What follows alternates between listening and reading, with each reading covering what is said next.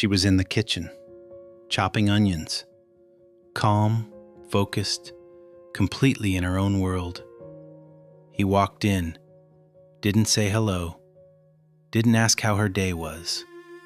The first thing he did was look at her hands on the knife and correct her. He took the knife without asking, showed her the right way to do it, and she just let go, quietly stepped back, and walked away. That has a name. It's called micromanagement.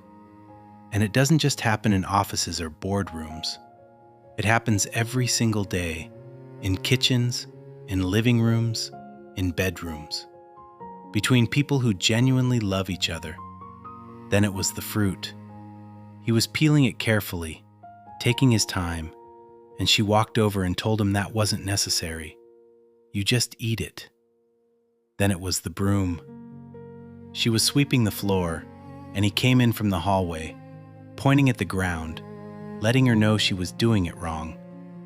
3 different moments, 3 different corrections, and in every single one, somebody decided that the way their partner was doing things just wasn't good enough. Micromanagement in a relationship doesn't arrive with a big fight. It doesn't come with raised voices or slammed doors. It comes exactly like this: quiet, dressed up as helpfulness, hidden inside a correction that feels completely harmless. And that's exactly what makes it so dangerous. Because by the time it actually hurts, it's been happening for months. It got in so deep that neither of them can tell you exactly when it started. One evening, he called her over to watch something together.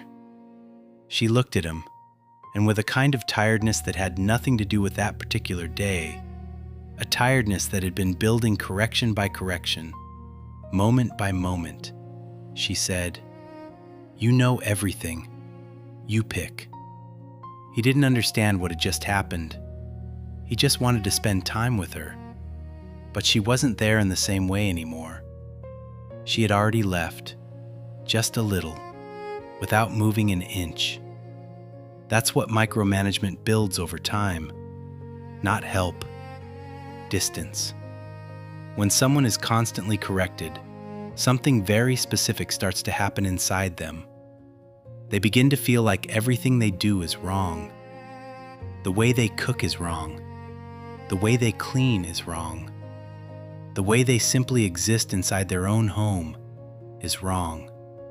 And when a person starts to feel that way, they stop trying. They go quiet. They stop cooking, stop suggesting, stop initiating. They just stop. And then the one doing the correcting starts complaining that their partner never takes initiative, never does anything around the house, without ever realizing that they were the one who took that away, who corrected it out of them, one small moment at a time. The problem was never about who does more. The problem is that one person convinced the other, without a single direct word, that they were incapable. And that kind of belief doesn't leave easily. The irritation you see in your partner today didn't appear overnight.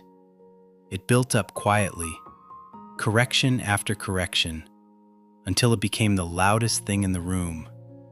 This is one of the hardest things to recognize in yourself, because the person doing it doesn't feel like a control freak. They don't feel like someone causing damage. They feel like someone who helps, someone who knows how things should be done, someone who just wants everything to go right. And that's exactly the trap. There are 3 questions that changed everything.